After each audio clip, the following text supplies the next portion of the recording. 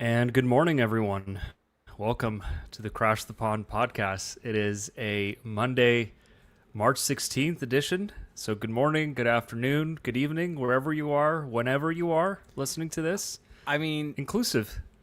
I'd say it's doubtful that anyone is listening to this on the morning of March 16th. Yeah, but what if they're listening just in the morning in general? Sure, but you just said morning of March 16th. It would No, be I the didn't say morning of that. March 7th. Oh, okay. Did Fine. not say that. Did not Was say trying that. to find something. Tried. Yes, so we are back. We have a lot to discuss today. It feels like we're back. It feels like we're fully all in.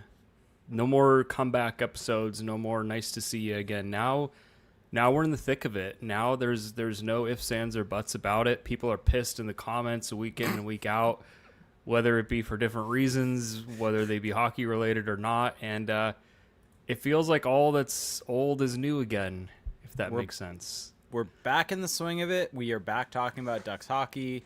There is no longer we're no longer looking ahead at a trade deadline. There's no longer looking ahead at an Olympic break. There's none of that. There is just looking ahead at the final 16 games. Is that where we're at? I'm guessing there. I actually don't know off the top of my head. If it is actually 16, I will be impressed with my random guess there. But the final however many games of the season and how the Ducks can I think it's continue 15. to is it? Let's But see. They're at 15 67 games. So, yeah, 15. I was so close. But 15 games. essentially what the final stretch of the season for the Ducks means, where they could end up standings wise, and what the matchup could be when they make the playoffs. So, as it was when we recorded last, and as it is again, the Ducks are first in the Pacific Division, 77 points, 67 games played, 575 points per percentage. They are up 1 point on Vegas. They are up 2 points on Edmonton, but they have a game in hand on Edmonton. And 6 points Seattle, clear. LA, San Jose are all kind of, I don't want to say waking up, but they're keeping afloat. The Kings have kind of rejoined the conversation a little bit after there was a little separation between them and the last spot. So there's still a lot to be decided, and it was a strange past week because for a couple games there, people were saying, "Oh, you shouldn't have spoken too soon. Maybe the Ducks aren't going to make the playoffs." And then they win last night in Montreal, a pretty crazy game, a game that made me feel things in a negative way, and pretty soul-crushing game if you're me. But now it just feels like we're back to where we were, and all the momentary panic in Ducksland has evaporated. Yeah, I mean, realistically, the Ducks have a 6 point gap on the playoffs. And they are going against teams that are not necessarily going to win a ton of their games down the stretch. They're going to hope maybe win more than they're going to lose. But none of these teams are great. And, I mean, the Ducks are also kind of included in that. Like, yes, they are first in the division, but 77 points in 67 games. They're on pace for, 91, 92 points. Like, this is typically the fringe playoff total. And right now, with where they're at in the division, with where the Pacific is at, that 92 points will probably get them a Pacific Division spot. And so, having said that, I do think that, I'm not saying there's cause for concern, but it isn't like I know you and I both are pretty confident they're going to make the playoffs, but I do think that there is maybe like a 10% chance right now. Would you put that at 10% that they don't make the playoffs? Like, this is not a lot. Their odds of making it are 90% per evolving Okay. hockey. So So there we go. yeah, 10%. So 10% chance. So it's not a locked in guarantee. And this team does have some issues that were exposed in the Ottawa game. In the Montreal game, it was also exposed. In the Toronto game, like, there are flaws from this team where if they do have a poor stretch, it could lead to them getting down closer into that murky wild card situation and being in the battle with the Kings, the Sharks, the Kraken for that final wild card spot. Having said that, it feels unlikely because it feels like at worst this team is kind of going to be a 500 team down the stretch with the the teams that they have out in front of them. And right now, that's probably good enough to get them into the playoffs. Well, it's like what we talked about last season where, yeah, it looks good when you're 6 points back. But when you're 6 points back and there's 3-4 teams ahead of you, it's really hard to make up that ground. And now the Ducks are on the flip side of that, and they're the beneficiaries of that. Where, yeah, like there is this 10% chance that they fall out of it, but 10% is not a lot. Things would have to go really wrong, and conversely, things would have to go really right for other teams. I think what is interesting is that there's this big cluster of teams. So the Mammoth are at 90% to get into the wild card. But then between the Sharks, the Kings, and the Kraken, the Sharks are at 40%, the Kings are at 38%, and the Kraken are at 30%. So none of those odds are great individually for any of those teams, but when you put it all together for all three, there's still this big clump of teams that there's a good chance that one of those teams is going to rise up and do something. Well, and, I mean, to be honest, would not have thought this going down, looking at the schedule at the end of the year. The 2 games, the first week of April and second week of April, the game at home or on the road against the Sharks on April 1st, and the game at home on April 9th against the Sharks could become really critical games. Like, this is potentially, if the Ducks slip slightly, and what did I say? It's a 6-point gap. Is that where it's at between the Sharks and the Ducks? No, 7. It's 7. But still, and the Sharks have to take care of their own business too. Like, there's a lot that needs to happen for the Sharks. But it could be within realm that that game, those 2 games, that the Sharks win those games, it could push them in a tie with the Ducks. Well, the Sharks also have 2 games in hand on the Ducks right now. Should point that out. And all this to say is that this is a stretch run where the Ducks really cannot take any games off. And honestly, from watching this as a fan, this is exciting. Ducks are I put in the YouTube chat saying, if you told me last year the Ducks would have 90% chance of making the playoffs in March, I would flip out. And agreed. And I think that is the fun part about this, is every game matters right now. And I think with that being the case, I think we should jump into the topic du jour of this past week, which is... What is that? The Toronto Maple Leafs game. Well, and specifically got suspended. The actions of the captain. Yeah, Radko Gudas suspended 5 games for taking out Austin Matthews' knee. And it was one of those plays where I think that my take on it is that if any other player had done that, I would at least consider, maybe he did caught overreaching. Maybe he did get caught overreaching, or maybe he did kind of screw up and get a little unfortunate and it's just a bad result. But with Gudas, we have this long history now of him making these very borderline reckless plays. We have one not even that long ago in a tournament, an international tournament, you might say. So I'm fine with him getting suspended because it's a reckless play regardless of the intent. That's the thing that people really miss when they evaluate these plays, is they say, oh, well, he didn't mean it. He didn't mean it. Well, that doesn't always matter. Just because you didn't mean it, if you weren't careful enough, or if you were aware of the risk and disregarded it, that's also bad. And so I'm good with the league cracking down on these kind of plays because, as you can see, they're very dangerous. I mean, Austin Matthews' season is now over. Yeah, and I mean, even completely agree with everything you said there. Intent does not fully matter in terms of whether or not it was reckless. I think intent can make it worse, I guess.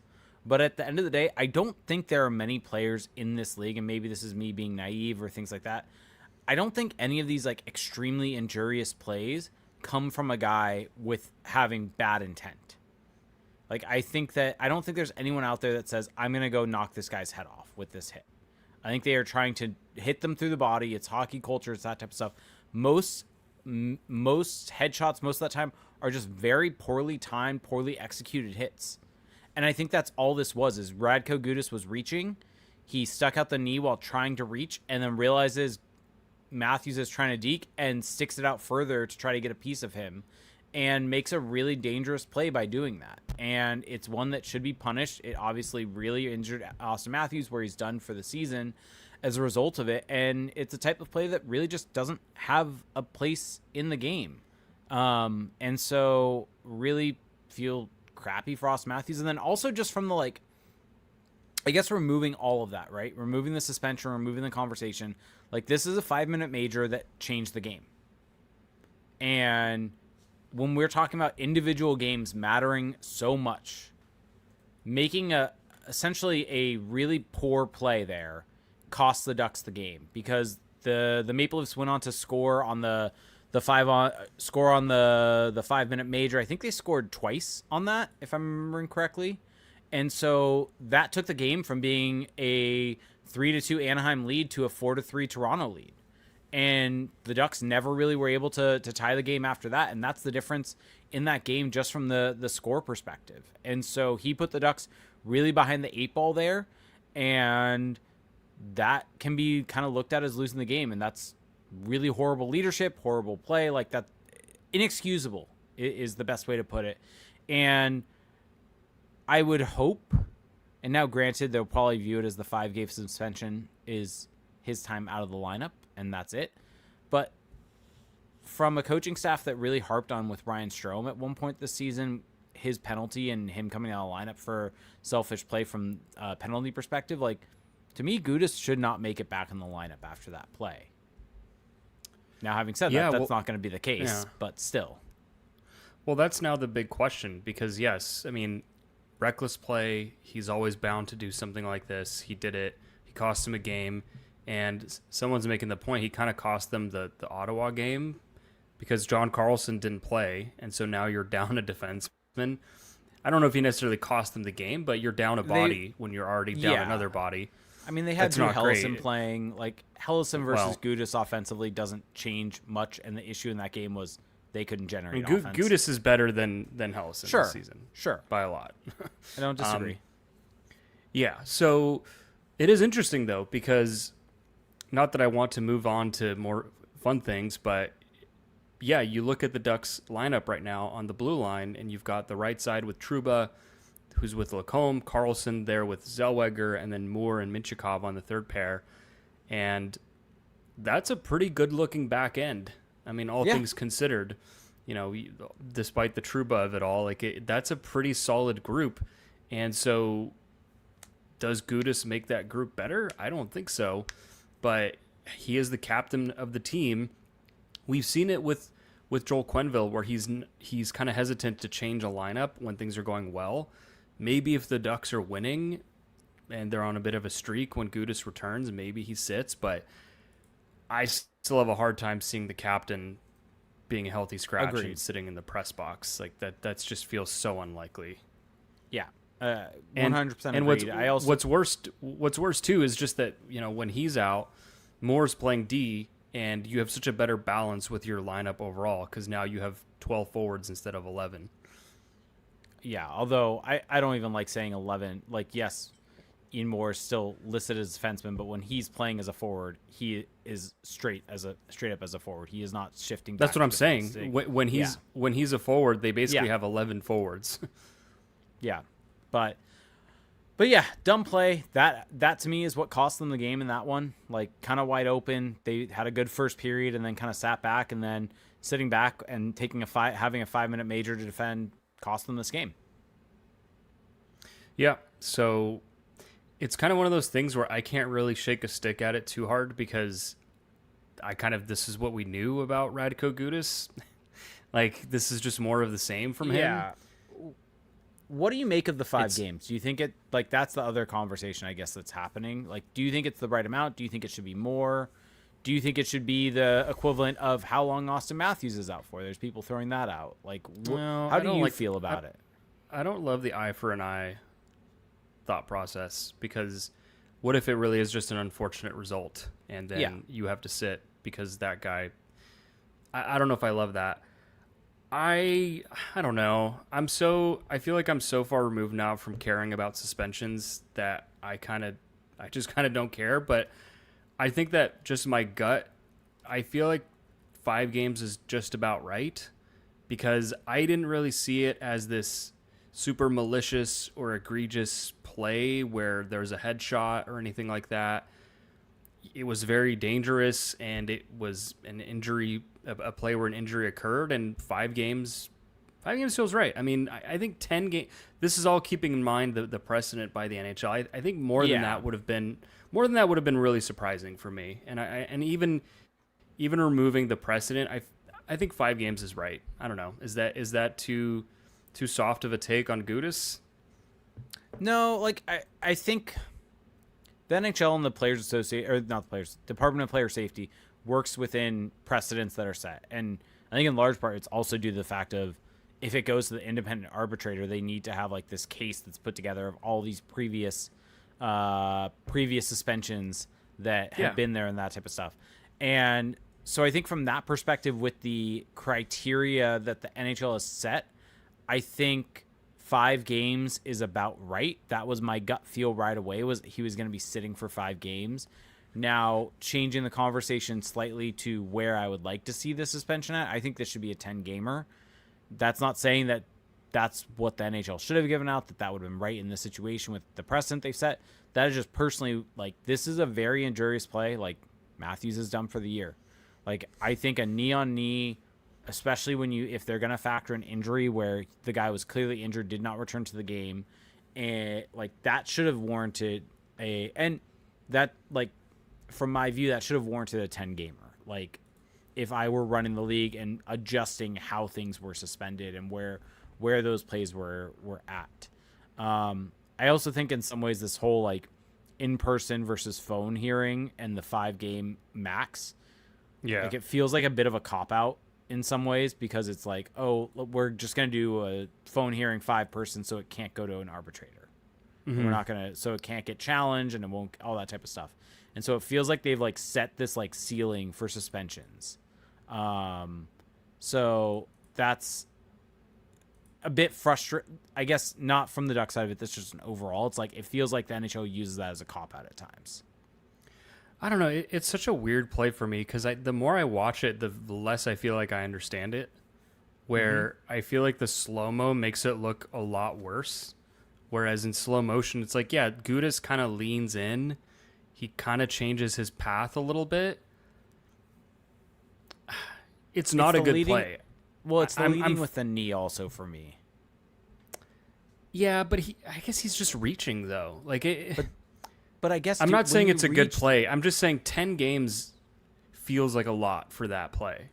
But I'd be fine with it. If that's the stance you want to take of just we should punish harder for everything. I'm fine with that. And I don't have any so issue where with I'm that. at. I just don't see that particular play as that egregious. Not saying it's a good play. Toronto Maple Leafs fans, don't come after me. Not that you're listening. So just to clarify for people, because I'm seeing a lot of people in the chat questioning this. So the delineation with suspensions, things like that, is if there is a phone hearing for the player that or with Department of Player Safety, the maximum suspension that they can give out is 5 games. That can be appealed by the Players Association, but it would only go to Gary Bettman. If they offer him an in-person hearing, that gives them the ability to offer suspension of 5 games or more. And if it is over 5 games, it can be appealed, and it would go to Gary Bettman. He makes his ruling. Then after Bettman, it would go to an independent arbitrator. And so it opens it up to going to an independent arbitrator. And we've had it in the past. I think Dennis Weidman was one that comes to mind. Does that sound about right? That went to an independent arbitrator, and they cut it in half. Maybe. And his suspension would have been up, like it was already past that amount, but he at least got money back, I think was the thing with it. But that is the delineation there, and why the 5 games is somewhat important. Yeah. I mean, I don't know. It's just for everyone's sake that doesn't follow this as in depth as you and I do. Suspensions are kind of a topic that I don't want to say I've lost my energy for, but it's just like a mess. Goaltender interference. Yeah. Well, the goalie interference thing, I have a whole nother bundle of issues about. Here, okay, can I just say this? Okay. You know what's more annoying than inconsistent goalie interference calls? Is every single person on Twitter saying, "No one knows what it is anymore. No one understands it anymore. No one can tell what it is anymore." It's like, if you're a quote unquote journalist or a hockey person, instead of saying no one understands it anymore, how about post the rule analyze the clip and tell us what the result should have been. If you're so smart, if you're so woke about the rule, why don't you tell us what the call should have been? Because you saying, "Oh, I don't know what it is anymore," that does absolutely nothing for me. That is lazy bullshit analysis.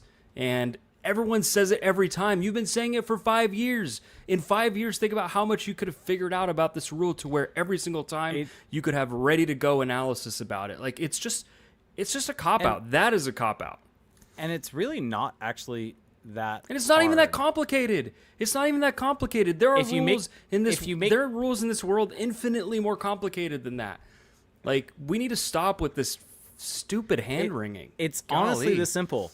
If there's contact outside the crease, incidental or not, or if it's incidental, it's allowed. Goaltender interference does not count, or it's not goaltender interference. Goal's going to stand. If the contact's in the crease, it's going to be overturned. Unless the two people are going for the same loose puck, it's going to get overturned. And that was the thing with that Ottawa goal is the contact. It was borderline. It was borderline. The contact happens outside the crease. They're not going to overrule it. It's going to be what's on ice. And so, everyone's like, "Oh, it was clearly in the crease. It was clearly in the crease." No, it wasn't. It was so borderline that could have gone either way. And so contact's initiated outside. So, yeah. Here's the other part on that is the Ducks didn't play well enough in that game to warrant. They didn't score. They didn't score to warrant complaining about a goaltender interference call. Like, Ottawa hit multiple posts. They were outplaying the Ducks through most of that game, where those two goals were kind of warranted. And so I don't really think that you can complain as much as people were about that call. That is a borderline call. It was not a cut and dry. This is goaltender interference where it's going to get overturned. In that game where the Ducks got overplayed or outplayed. People are loving you talking the talk right now, by the way. Well, I just sit back and just idly just bide my time and just wait until Monday. But that's not a shot at fans or whatever, because I get it. If you're a fan, be pissed, be biased, be whatever. But if you're like a journalist, quote unquote, or someone that's trying to be a quote unquote Twitter person, I need more from you than just no one understands it, because it's just it's just lazy. Okay, can we move past, like, you're really like these are all of my least favorite topics right now. Can we move past goalie interference and real suspensions? Quick, Ducks Eye has a question unrelated to the incident, but if goalie has both feet planted in the crease but his glove hand is extended outside of it, incidental contact occurs with the glove. Goalie interference or no? Nope. Goal would stand. It's where contact occurs. It's not where his feet are planted. It's where the contact occurs. That's how the rules. The rule is pretty clear, honestly. I do like the shout of the IHF rule where it's just super cut and dry. Just from an enforcement standpoint, it makes it much more predictable. Can I have a hot take? Let me finish. Oh, sorry. Go ahead. I'll just say that I think that the IHF, if you want to say that it's more predictable and cleaner, that's fine. But I kind of like the NHL trying to account for what actually happened instead of just black and white, because sometimes they had no effect on the play. And so why would you take away a goal because of that? I don't think I looked at the IHF rule because everyone was bringing it up saying it's more strict. The only real difference I could see between that and the NHL rule is that if a guy's in the crease, not even making contact with the goalie, but just standing in the crease, they can blow the play dead. That's the only difference that I could find. That's a big difference, though. That's a pretty big difference. Sure, but the fact of, like, from overturning a goal, like, there wasn't really anything distinctively different. And I'm just going to add this in there from someone in the chat kind of saying, what about the stick hitting the glove? That means nothing. If it's outside the crease and is deemed incidental, it is not deemed as goaltender interference.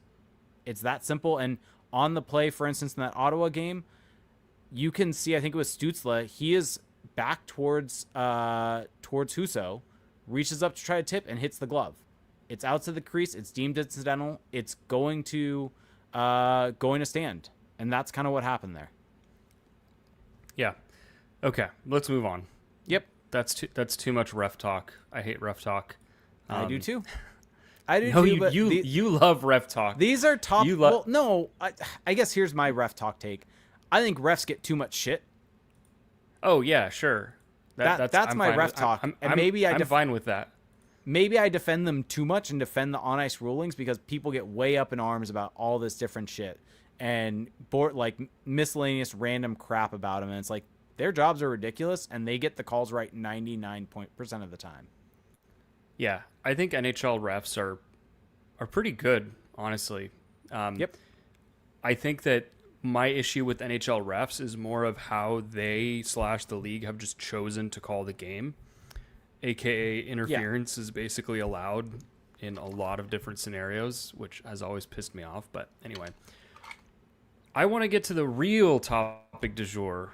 The real John Carlson? Actually, do we go into Carlson or do we talk about MM23 Mason McTavish? Oh, I wasn't even thinking Because about going there. Sure. That was let's start with Carlson. Let's go to cheery things for a bit. John Carlson makes his NHL debut against the Montreal Canadiens on Sunday.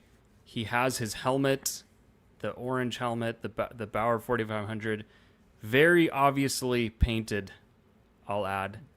Yes. I'll give that paint job a 7.5 out of 10. 8 out of 10. Solid. No Bauer logo. Well, I was not fully able to pay attention because I was doing stuff around the house during the Ottawa game at different points in time, with it being an earlier game. But I think there was an intermission segment where they mentioned that they were like searching for them and they found some, like, I think they found Nike Bauer helmets in Montreal. Oh, is that the Ali Lozoff clip? So that was just her showing her brother's helmet. Those aren't the ones that they used. No. Oh, okay. That's what I get for catching think it in passing. It might just be Carlson's own helmets for all we know. But I was gonna say, why didn't they just take his Capitals one and paint them? that might be what they did. I don't know. Yeah. But my only issue with that paint job is that it's just very glossy. Very glossy. Like the real Bauer helmet is not that shiny. Only maybe 1% of 1% of people will ever even have that thought, but I'm one of them. I'm one of the weirdos.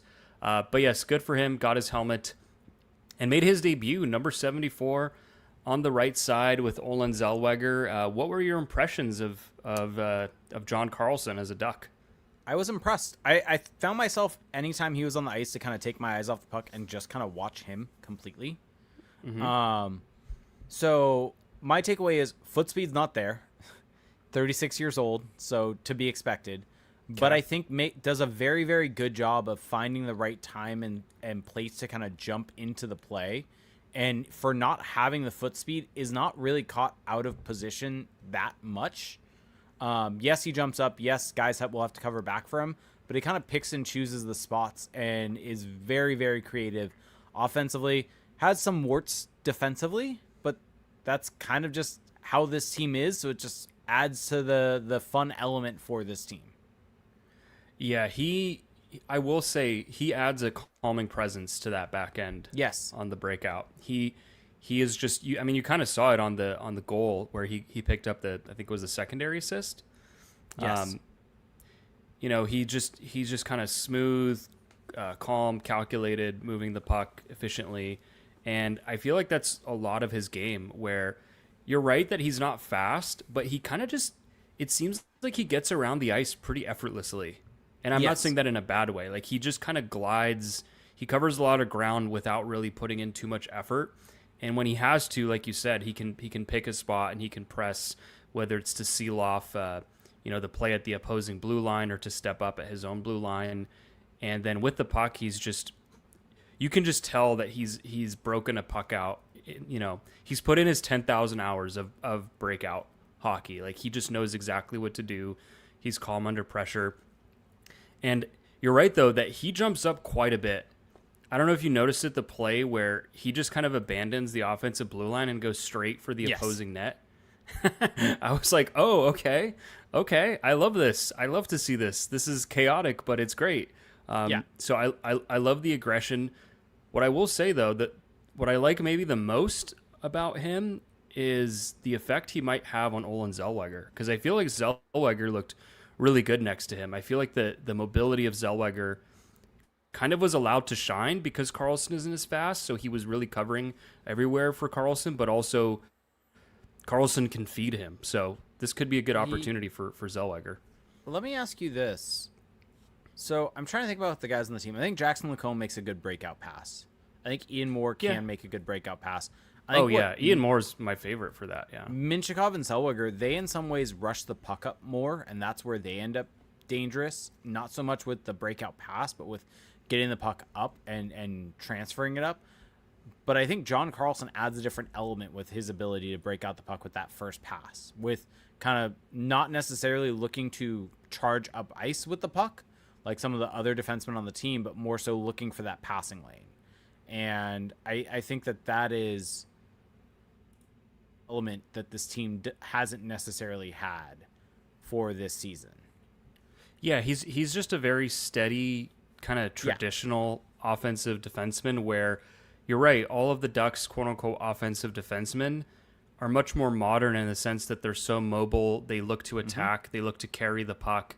And he does that to an extent, but he's much more deferential once he gets into the neutral zone. He's not necessarily breaking people down. Granted, it's just one game, so as we build up our sample, we'll get to see. But he doesn't necessarily strike me as a guy who's going to try to kind of speed or dangle past people, and that's a good counterweight. And I do think that despite him being flawed defensively, I still think he's an improvement over what they've had defensively. Like, I think he elevates their defensive game, even though he's far from perfect.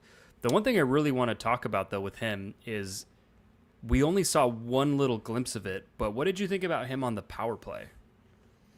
I mean, my thoughts about the power play were more so about the power play unit he was on than actually how he looked out there. The fact that Jacob Trouba was out there and was on the half wall and it felt like Chris Kreider had the puck on one side and Trouba was just trying to work his way down for a slam dunk goal on the other side. And it was the weirdest thing I think I have seen on a power play.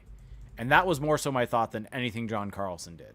It was such a weird power play setup. The units were very weird. I was not a fan of it. So we only saw that one time, so don't really have a whole ton of thoughts on Carlson on the power play outside of the fact of why the hell do you have a guy who's known for feeding Ovechkin the puck out there when Jacob Trouba is the guy that he would be feeding the puck to potentially? Well, I think that it was really awkward looking because you have two guys, one in Terry who hasn't played in weeks, and Carlson who's never played with these guys. So it looked awkward. It looked like the way I kind of think about it is there was no width to their game. Everything was from the point to the goal line to the faceoff dot, back to the point to the goal line, and it was just there was no east-west movement. And what's interesting about that is I feel like John Carlson, where he's from in Washington, all about the east-west game, all about the feeding of Ovechkin, but also back in the day you had Backstrom, you had Oshie in the bumper.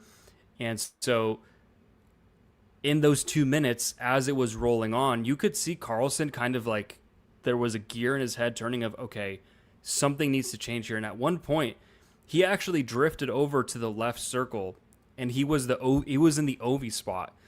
And he looked good. I mean, just a couple puck touches, but I kind of am curious to see him in that spot. Maybe all these years of watching Alex Ovechkin doing it, he's like, you know what?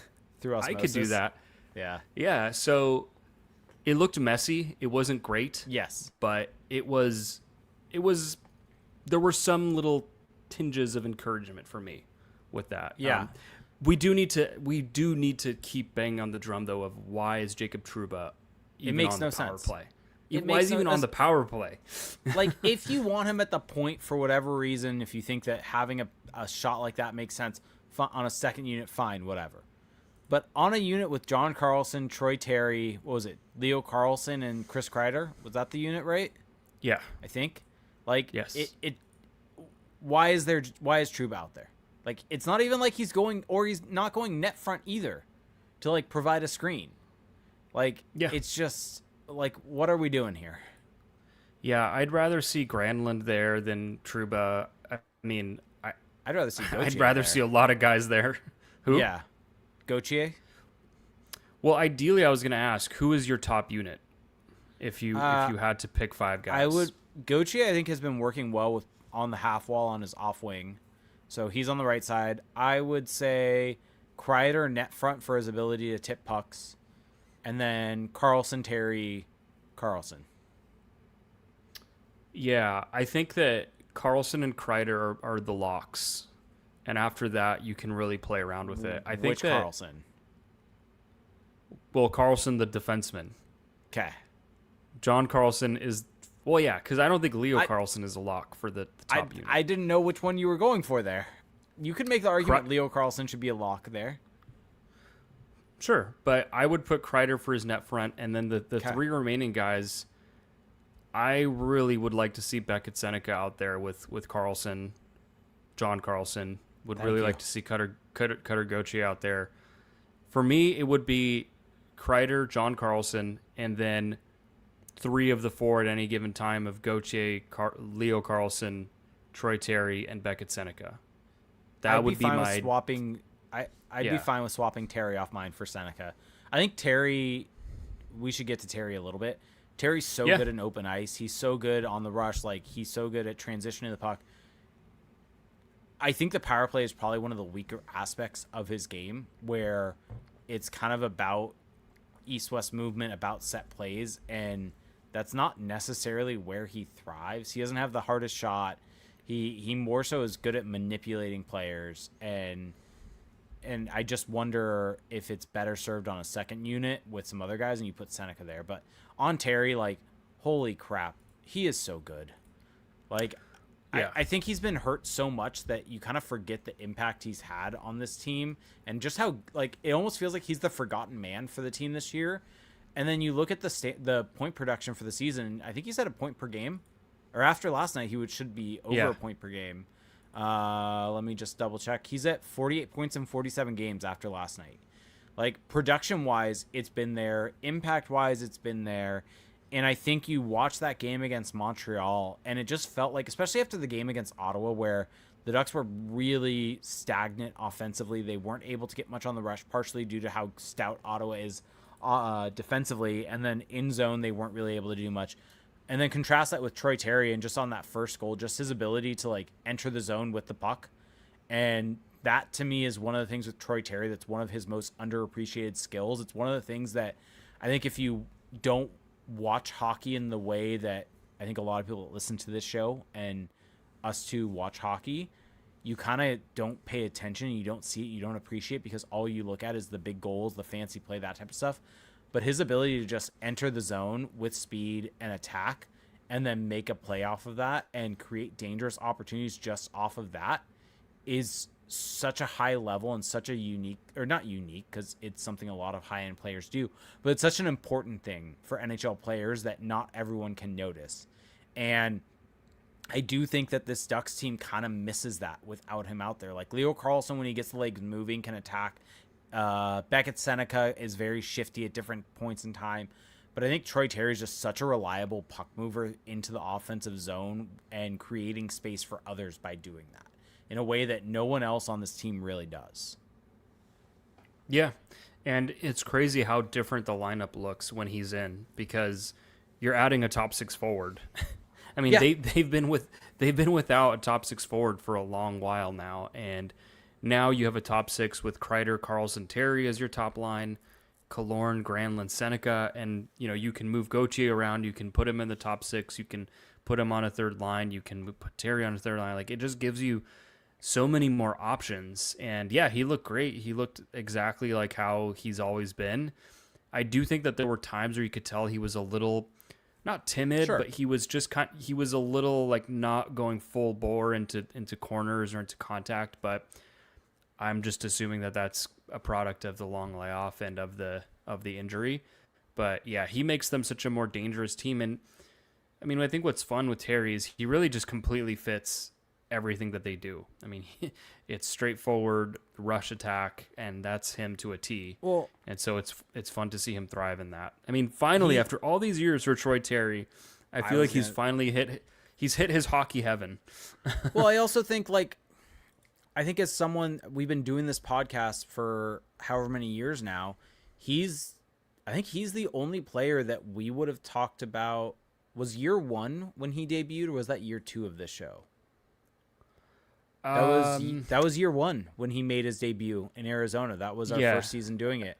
And so at the end of the year, he is the only player left from the Ryan Getzlaf era on this team. Mm-hmm. He is the bridge. He is the player that we have talked about every single season that we've done this show in some manner.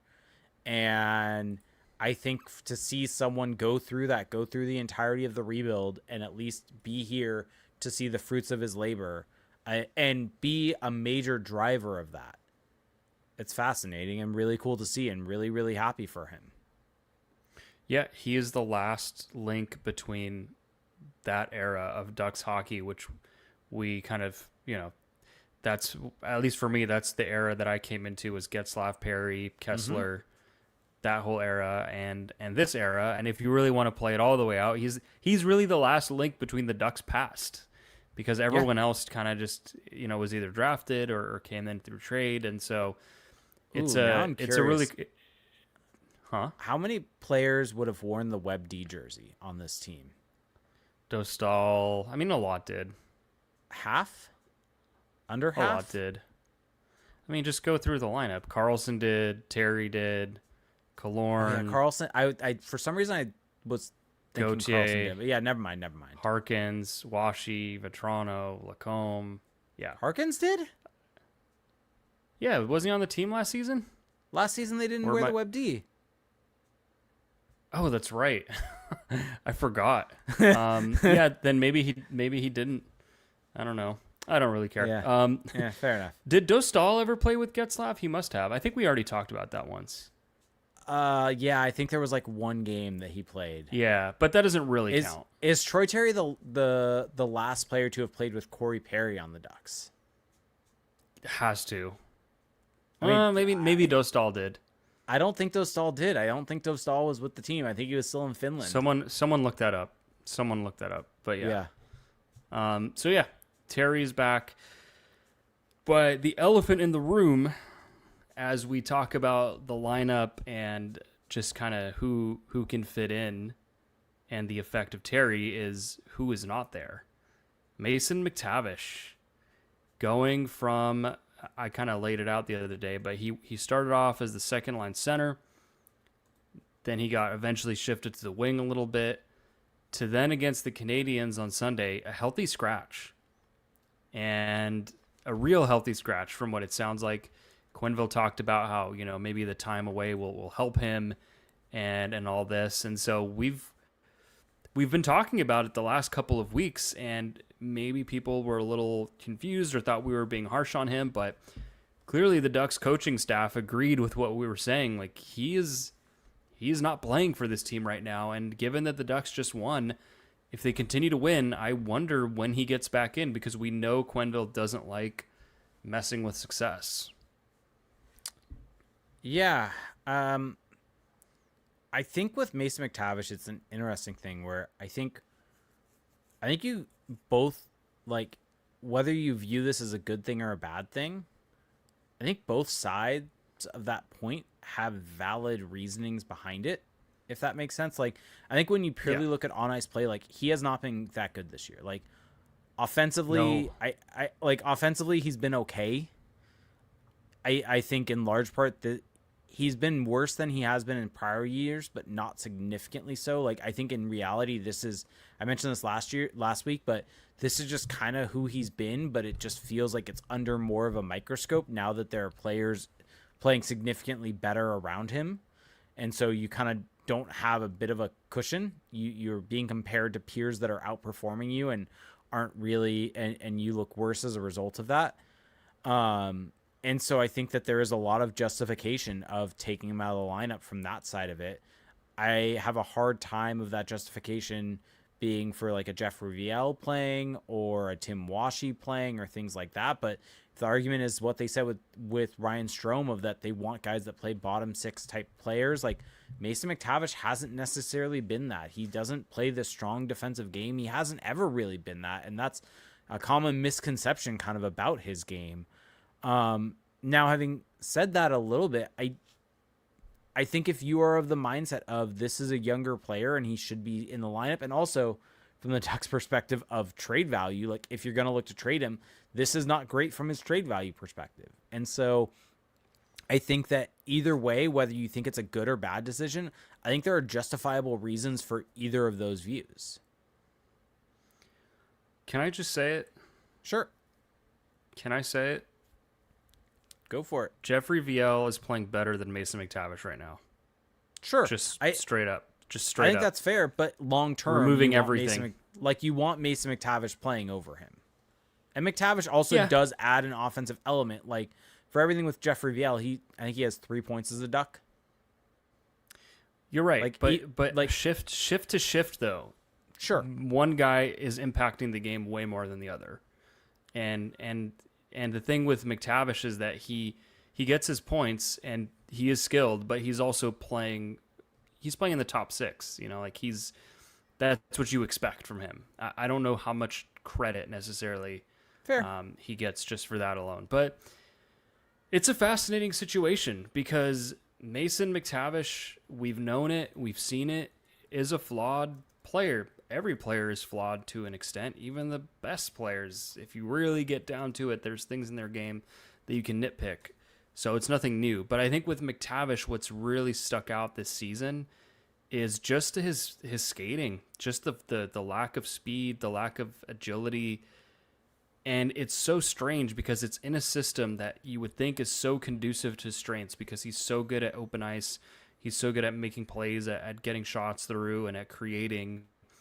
And yet, for whatever reason, maybe it's the pace of the play, maybe it's, I don't know what, but he doesn't look like he's really keeping up at times, and he doesn't even really look that engaged at times. He's not necessarily getting into battles, he's not necessarily laying the body, he's not chasing after the puck, and I'm not saying you have to do that, but that's what Jeffrey Viel is doing. Jeffrey Viel is, it's kind of almost absurd. You watch him shifts, like he's definitely almost doing it on purpose. Like he will just nonstop skate on the forecheck, just to back and forth, whoever has the puck. But that's the kind of fire and intensity that is just totally lacking from McTavish's game right now. So I think that there's a context that needs to be had here where, yes, sure, Mason McTavish looks bad right now. And he doesn't look like a top 6 player right now. He doesn't even really look like a top 9 player right now. But we've seen him play much better than this. We have. We've seen him be impactful. We've seen him have highlight moments. We've seen him do things that make us believe that he's a top 6 guy. So as much as we want to maybe dig into the moment, we have to keep that pause of, well, we have seen something different. So am I ready to totally write him off? No, I'm not. And I'm not going to, probably, because he's already shown enough to where that wouldn't be warranted. But it does make you question just what his true ceiling is when this team is going to be really good. When they're truly like a cup contender. Can he really be a top 6 forward in that environment? Can he really be that? I think that is now more of the question. And, for a guy who signed the contract that he did, it is a little concerning. The whole thing is concerning. This is not what you want. For a guy who was a 3rd overall pick, and for getting the pick, just a guy that you've committed a lot of resources to. Let me ask you this. Do you think him not having a full training camp has impacted it at all? Impacted his season? You talked about his skating, his conditioning, things like that. He has been hurt at various times. We saw with Trevor Zegras how missing part of the season, and he said this led to him getting injured, put him on behind the 8 ball. Do you think there's a similar thing with Mason McTavish here, or do you think that's a bit of a cop-out? It's hard to say, because to me, he kind of looks like how he's always looked. Mm-hmm. He doesn't look that different. He does look noticeably slower at times, and that's why I don't necessarily like just saying, oh, he's just a young player going through a rough patch. Like, he looks behind right now. He doesn't look on it at all. It's not like a guy who's just getting unlucky or what have you. Like, he's not affecting the game at all. And that is, I don't know what it is. I honestly can't really pinpoint it. Maybe I need to dig into and watch more of his games, but it's concerning. I think that the aspect of it that's the most concerning for me is just that it's the things in his game that we were already concerned about that are kind of driving this. If he was just like, if he hadn't scored a point in 30 games, but he was playing great and just was getting unlucky, that would be a totally different conversation. Agreed. It's just visibly he is just not there. I would just really like to see them just kind of change the approach with him. Because, yeah, he was drafted as a center, and yeah, they want him to be a center, and yeah, he looks like a center, but it's okay for him not to be that. If he's better on the wing, which I think that he can be, why not? Because like you kind of said, I don't really think he's that useful in a third line role. Why not just put him on a wing next to Carlson or, next to Granlund and Seneca like that? And that's kind of what they were trying to do, and they didn't really give it that much time. But I think that now, whenever he does come back, the coaching staff and everybody just kind of needs to let go of what they thought Mason McTavish was and kind of coach him for what he is right now. Because I feel like that could potentially unlock him. It's a little bit like Zegras, right? Where Zegras was kind of getting coached to play one way and used a certain way, where he wasn't that. And now that he's gone, he's putting up a bunch of points and he looks like Trevor Zegras again. So do you think it's not a good situation? Do you think it's unfair to say he got the big contract and is now complacent? Well, I think that those two things in isolation are true, but I don't know if they're related. Because if you watch him play, he looks complacent, and he did get the contract, but I don't think it's because of that. I really doubt that. I would agree. I will say this, though. It would be really devastating for the Ducks if they basically struck out on both McTavish and Zegras. That would be a very bad outcome. It's hard to survive that as a team. Like, they've drafted so many guys to where they're still going to be good, but that really hurts your ceiling when you whiff. I mean, hell, Drysdale they got Gauthier for, but if you whiff on 2 top 10 picks, that hurts. And not only that, but not like whiffing on them in the sense of you're not, when you trade them, not getting anything of, like, I guess I should rephrase it, not a equivalent level of value back impact to impact back, because Ryan Paling's been solid, but he's not giving you the equivalent of like a 60 to 70 top 10 point pick guy.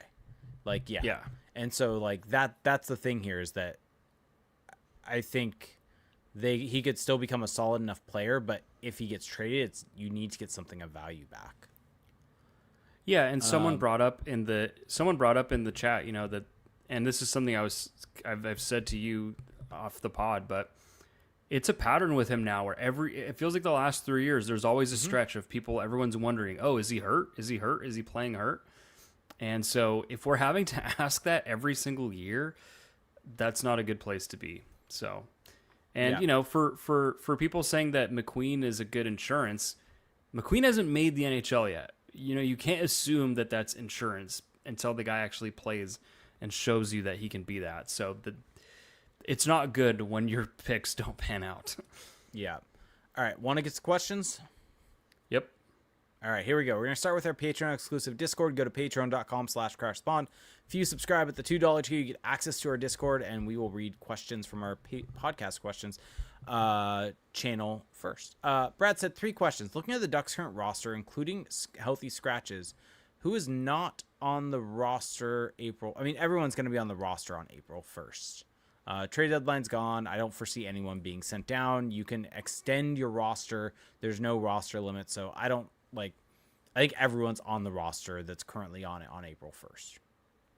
Yep. And then said, what do the Ducks need to add/subtract next year to make them a legitimate Stanley Cup contender? They need to subtract Radko Gudas. They need to subtract Jacob Trouba. If that means they sign John Carlson, and then you have Tristan Luneau, and you have Ian Moore on the right side. And I think they need to add, this is to become a Stanley Cup contender, to be clear, they need to add a higher-end second-line center like a Robert Thomas. I think that they need a second-line center. I agree with that. I think that they need 2 top 9 forwards. So one of them is a second-line center, and another one is someone who can play on your second or third line. A high-end version of that. I think that that's what they were going for with Granlund, they need another one of those, another one of that role essentially. I mean, do you just go and get Kyrou and Thomas? Yeah, because if you look at the lineup right now, like yes, Roger McQueen may one day come in and save the day, but if you look at this top 9, I mean, you've got Chris Kreider, who's not going to be around much longer, Alex Killorn, not going to be around much longer, Jeffrey Viel, Ryan Poehling, right? You really only have right now in the top 6, you only really have, or sorry, in the top 9, you only really have 5 quality offensive guys. Everyone else is kind of a support player. Yeah. And so I think you need a couple more drivers there. And people, that is supposed to be McTavish in theory, by the way. Yeah, and people are questioning my Trouba for Luneau portion there. It's not Trouba for Luneau. It's replacing Gudas with Luneau. It's replacing Trouba with Moore. I don't think people understand how good Ian Moore has been. Trouba's been fine, but he's not been great. Like he's not been as good as like some people Moore has been better than Trouba. And has had a not as good of a partner. Like Trouba has been paired with Jackson Lacombe for the vast majority of the season. And Ian Moore has had Pavel Minchikov, who has had struggles at various points in the season. Ian Moore is really, really good and honestly should be the number 1 right-hand shot defenseman, with John Carlson being the number 2 behind that.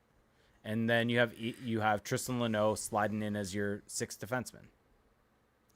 I'll give this a little airtime just to mess around. Why not?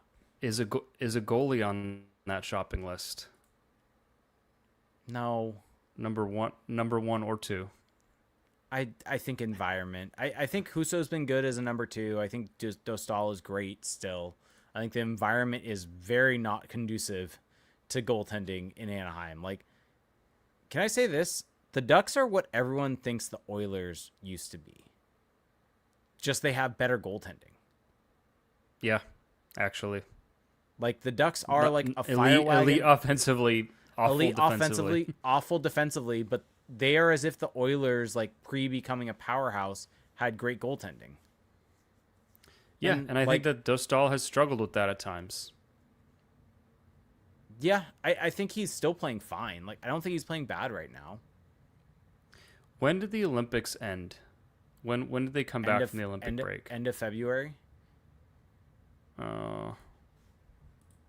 That's like he's allowed a lot of goals, but like, are you? Let's just say since February 13th. I think it's actually bad now that I think about it.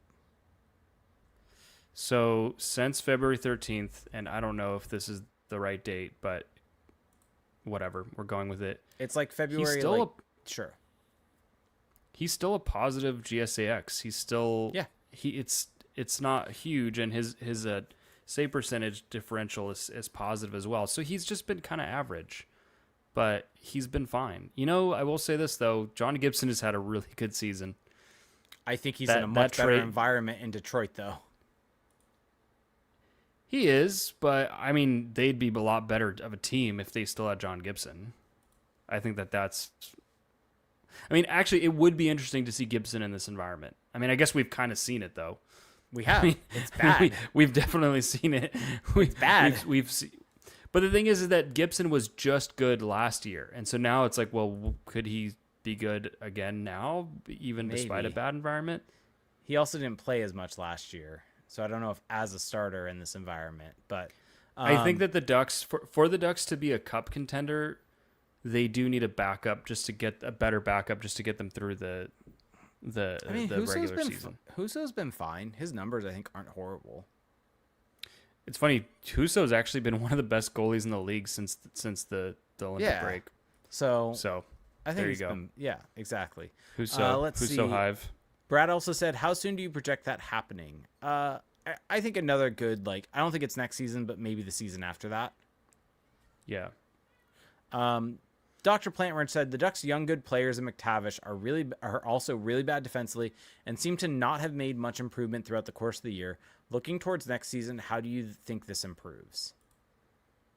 I think a lot of it just comes with age. I think that players just tend to improve as they get older. I mean, we saw from the Greg Cronin experience that coaching doesn't really make that go like year to year, even after that coach is gone. I think you're right. Just experience. Yeah, I think that they're just going to have to kind of take their lumps, and at a certain point they're going to be better. Yeah. Mr. Kitty Meowface says, I don't watch other teams, but why is Beckett considered second favorite to the New York Islanders rookie? Because what Matthew Schaefer is doing is generational. Yeah, Matthew Schaefer has 20 goals as an 18-year-old defenseman. Doesn't he have more points than Seneca?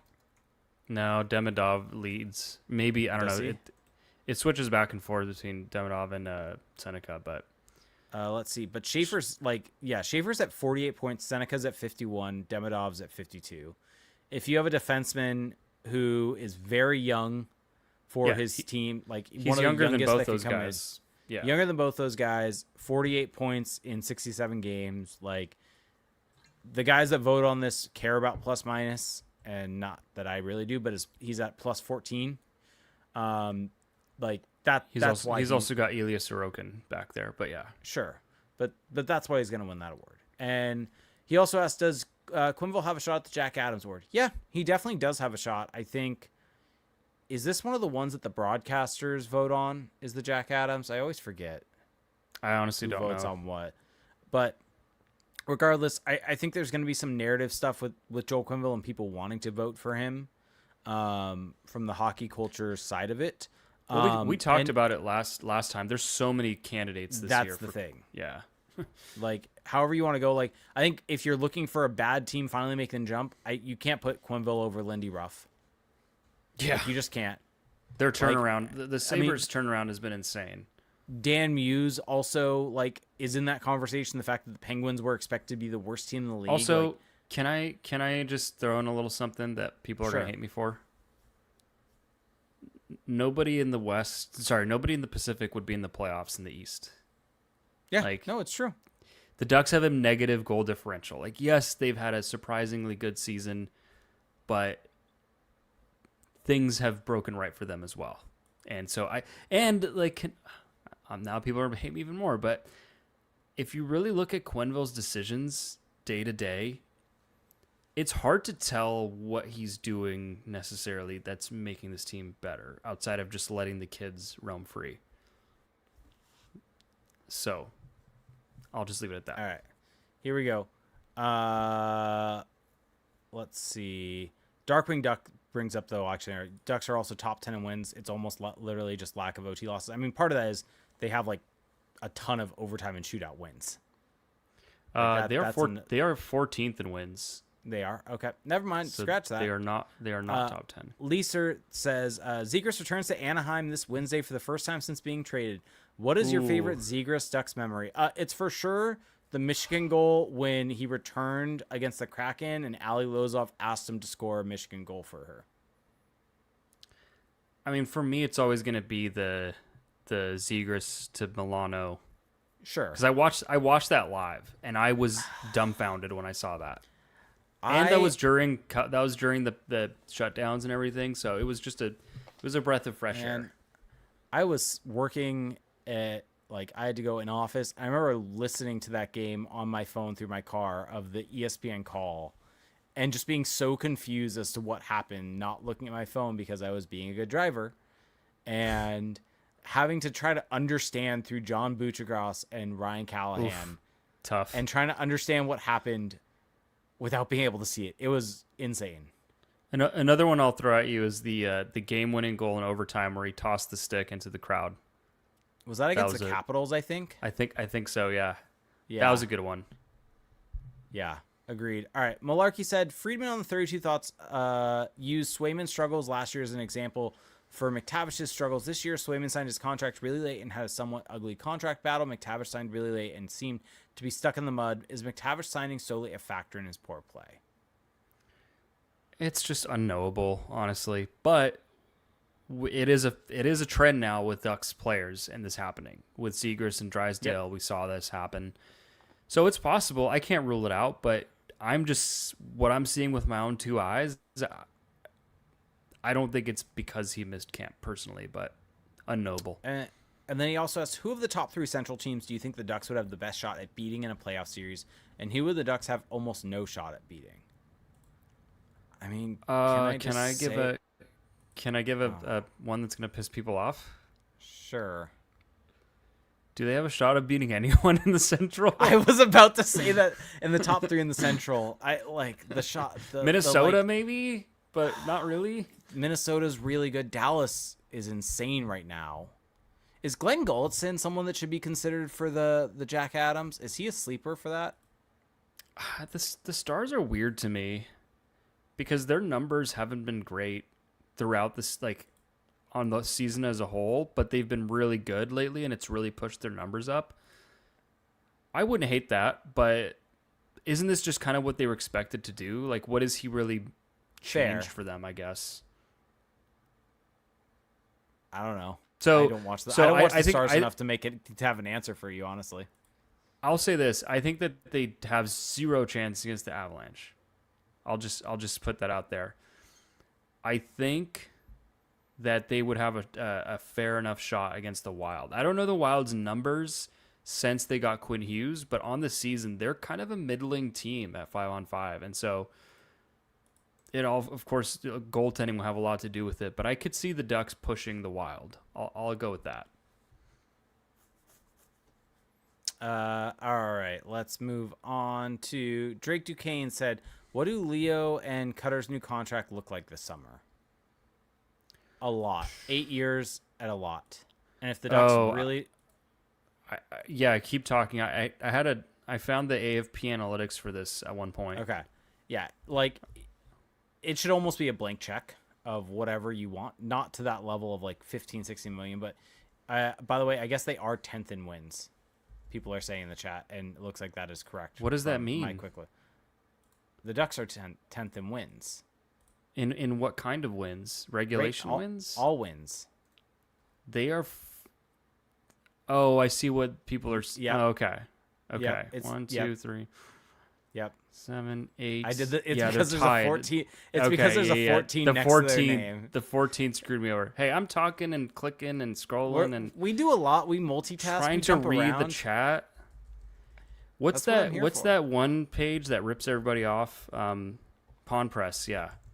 I remember they had tweet because I'm trying to find my tweet, and I remember they had posted it. So you have to go look at their page. It's gotten like worse. It's gotten even like just even crazier, like bait wise. Lovely. Like they made an entire post. They made an entire post about Jackson Lacombe not attending the White House. Like, who cares? Why is that a post? Yep. The contract should be a lot. 8 years times what? 12. I'm gonna find Leo? it. I'm gonna find it. Do you want me to find? I will. Can I find this on AFP Analytics before you find your tweet? That is the real question. Very possible, if not AFP probable. Analytics, contract projections. Let's see if I can get there way before you do this. This is podcasting. Did this guy delete the thing that just repost?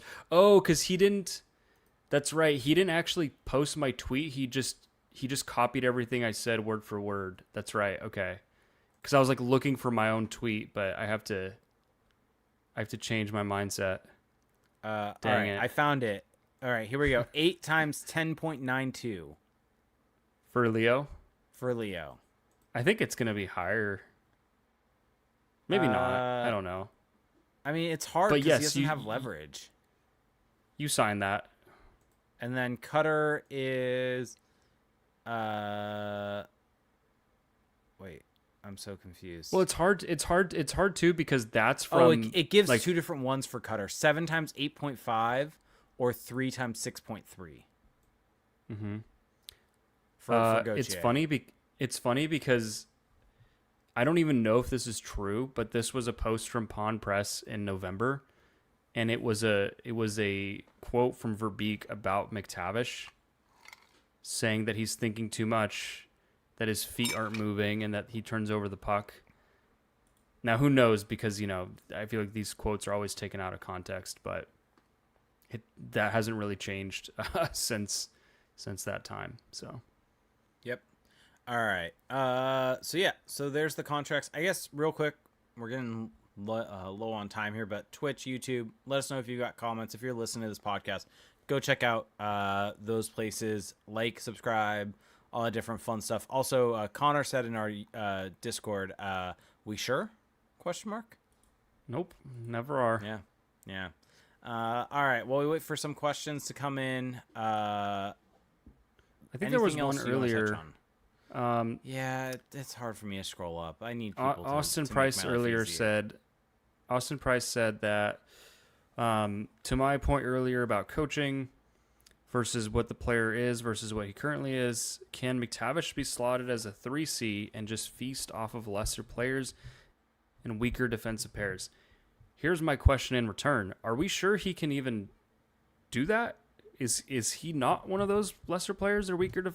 You know what I'm saying? It's like that supposes that he has this advantage if he's a third line center, and I don't know if that's true, but let's assume that it's true. Yeah, I think that him on a third line, a Mason McTavish that's matured and that's kind of figured things out defensively and that's increased his foot speed and all of that, like that would be an ideal third line center, because I think that him as a top six is still feeling a little dicey unless that he's a wing. So I don't hate that idea. I'm starting to question whether that is even possible, but we'll see. Here's something right up your alley. Snoopy is not a Beagle said Herman Traft has been one of the most productive players in the Allsvenskan this season. Do you think he will come to North America next year, and can he get NHL minutes? I don't think he's playing in the NHL next season. I mean, isn't that he's playing Allsvenskan like the AHL? It's the Swedish AHL, first of all. Secondly, like he's 20. I'm not saying he's ancient, but he's 20. He's going to be 21 at the end of the year. So actually, he's a New Year's Eve baby, but he's on the older side for a prospect, and so I think that it would be more logical for him to make the jump into the AHL. Maybe he goes in and lights it up down there, and then comes up to the NHL. But if you because I remember I did this exercise and I was like spam texting our group chat about it. But if you look at the point production seasons for guys his age in that league and who the best seasons are, it's not a great list of names. It's kind of guys, some guys who made it, some guys who didn't. And so I always caution, and I know people hate this, but don't get too excited about a prospect's production when he's in his draft +2 plus whatever. Like, we've been down this alley before. Like, you're seeing it with Maxime Massé, who's he's a little younger. He turned 19, he's same thing. Like, he's 19. He's gonna turn 20 in April. He has 52 games he has 52 goals in 61 games right now in the QMJHL. But it's like, yeah, this is just what happens when you're an older prospect in junior hockey and for Traff and in the minor leagues in Sweden. So, like, just be excited about the prospects if you want, but don't do another Sam Steele is all I'm saying. All right, let's do three. I see three more questions. Let's get to those, and then we'll get on out of here. So Darkwing Duck 91 said, any concerns about the Ducks' performances in emotional/intense games? Philly has ran the team out the building. Toronto embarrassed them. They don't seem to respond well to that intensity. That's a good question for you. I'm trying to think if there's been any games this season where it's been emotional and they've responded well to them. I mean, you could argue the Montreal game was emotional, and I thought they played well in that game overall, and they responded in a good way. Why was it emotional? I think it got chippy from that side of it, from that emotional side of it. I thought that you will take issue with this, but the Viel hit caused Montreal players to come after him and felt like it made that game chippy. Seattle games, that's a good shout. I thought the Seattle games were along that line, and I thought they played well in those games. They won all three of them. The Vegas games also. So I don't know. I think you can pick and choose games throughout the season to fit a narrative if you want to. I don't really know how much there is. But, I mean, we'll see. I mean, the San Jose games down at the end of the season are going to be fascinating from that side. There's possibility, like, the final game of the season against Nashville becomes that also. But, yeah, so, all right, moving on. M. Young said, once Gudas comes back, unfortunately, who comes out with Carlson now in the equation? I don't think Quenneville will bench Gudas, even though he should. But what does your guys' 6D look like when he's unsuspended? In his opinion, it should be Lacombe, Moore, Carlson, Zellweger, Minchikov, Trouba. Well, that's the should. Yes. So this is asking us what we think will happen. Who do we think comes out? Yeah, basically. To me, I mean, I think Moore's going to shift to wing. Like any time that we've seen any winger out, it's going to be Trouba. Yeah, it's going to be Trouba, Carlson, Gudas on the right side. Yeah, that's just what's going to happen. Yep. And then Ducks All Right said, question, is McTavish even a needle mover as an asset in the Robert Thomas trade?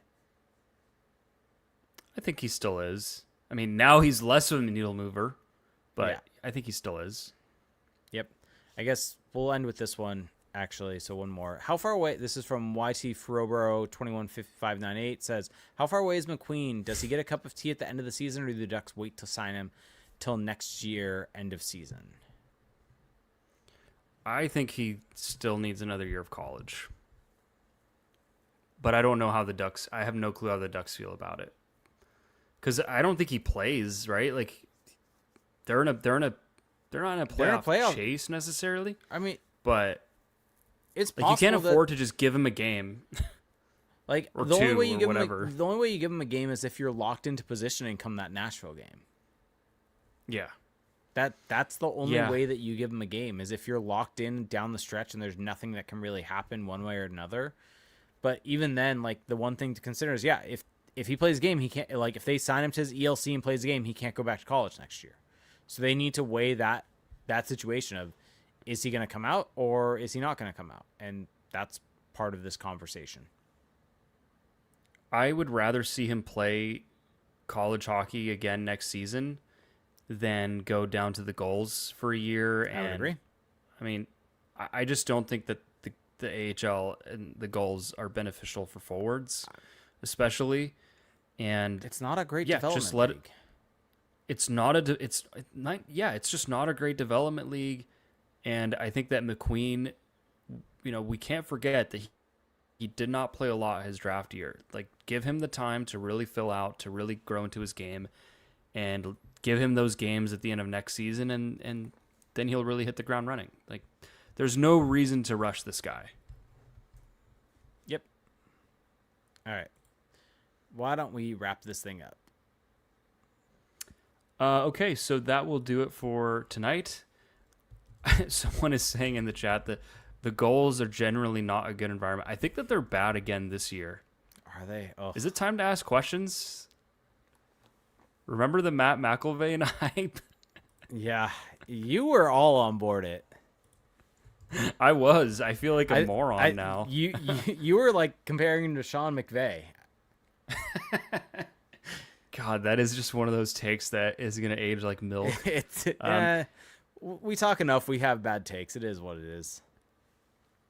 I will say, though, I think that it's hard to judge a coach in the AHL sometimes because of how weird of a league it is and how players shuffle around. And like, there's so many mixed incentives in that league. And so I don't necessarily, it's hard to judge anyone in that league, honestly.